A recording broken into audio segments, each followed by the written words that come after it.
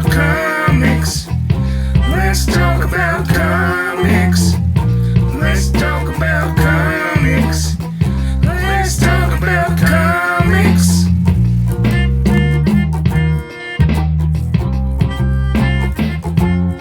Hey friends, this is Charles here, and I want to do a quick review of the brand new G.I. Joe #1. This is different than the G.I. Joe Real American Hero series that is well into its 300s. This is a brand new series that is based on the Energon universe. Those titles include Duke, Cobra Commander, Scarlet, Destro, Void Rivals, and Transformers. And it is kind of an alternate take on the current G.I. Joe universe. And those books really set a different tone, a more mature tone than I've seen in those books. And this is no different. We start off with Duke leading a training mission. And during this training mission, you get to know the Joe team and you see how they interact with these training bots.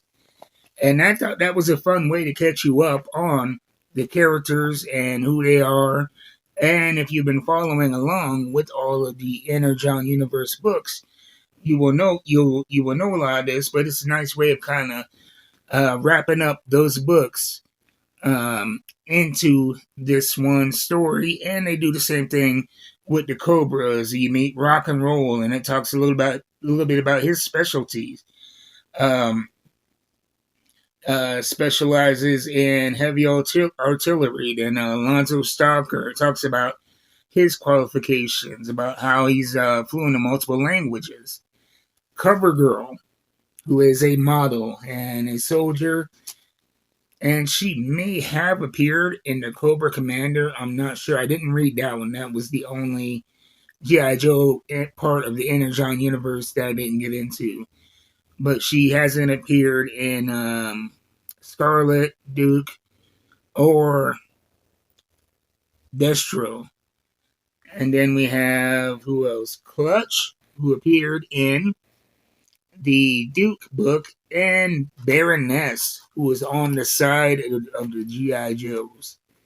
That was a big surprise to me when I saw the teaser for this, is that they're going to be starting off Baroness on the G.I. Joe side, and there is a little bit of conflict because at her core, she's really not a quote-unquote good guy, and she keeps being referred to as the rest of the team in this book as a war criminal.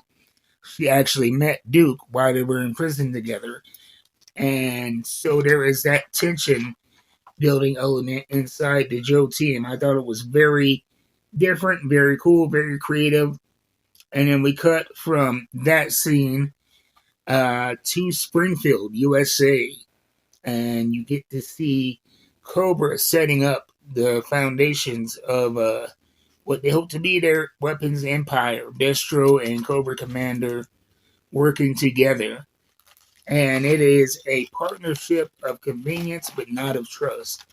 And there is a lot of tension, even more so, in Cobra right now between Destro and Cobra Commander than there is even between Baroness and the rest of the Joes.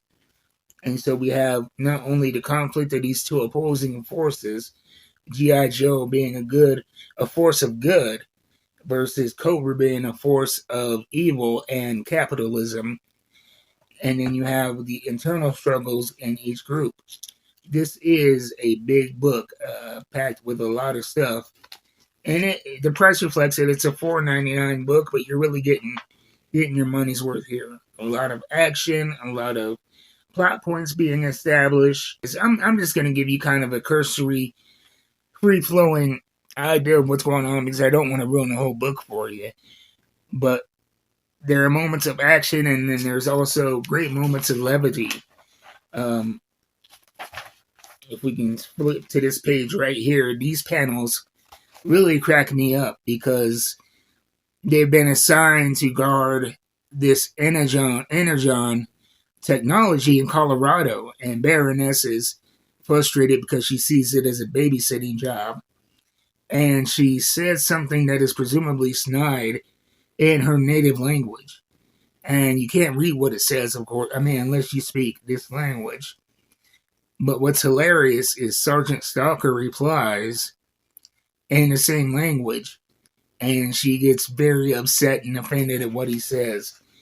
So I thought that was a nice nod and a reminder of Sergeant Stalker's particular skill set. And we get to see more of that tension in that moment. But that tension and that point of disunity is quickly resolved by force because the energon source that they are guarding is under attack by Cobra. And so at that point they are forced to come together. There is a great battle and a great cliffhanger, if you will, at the end. I don't want to ruin it for you, but my jaw hit the floor at that last panel. It's not something that you would expect if you're a fan of the old cartoons.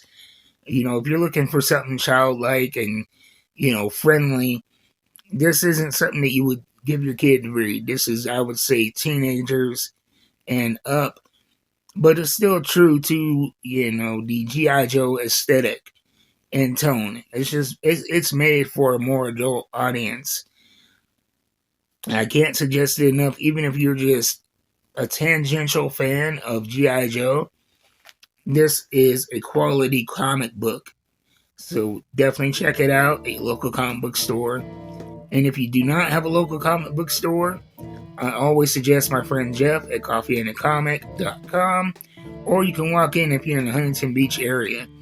But they ship nationwide. They have great prices on shipping and their books. And if you're like me, I get my books sent to me via a shipping subscription. I pay $23 a month, and I get a box of books sent to my front door every week, from California to Wyoming. And if you're interested in seeing how safe and secure they're packed, check out my comic book unboxings every Wednesday on this channel at 3 p.m. Mountain Time. Anyway, I'll see you next time. Until then, keep reading them books. You know that I am going to. You still here? All right, bye. I'm done.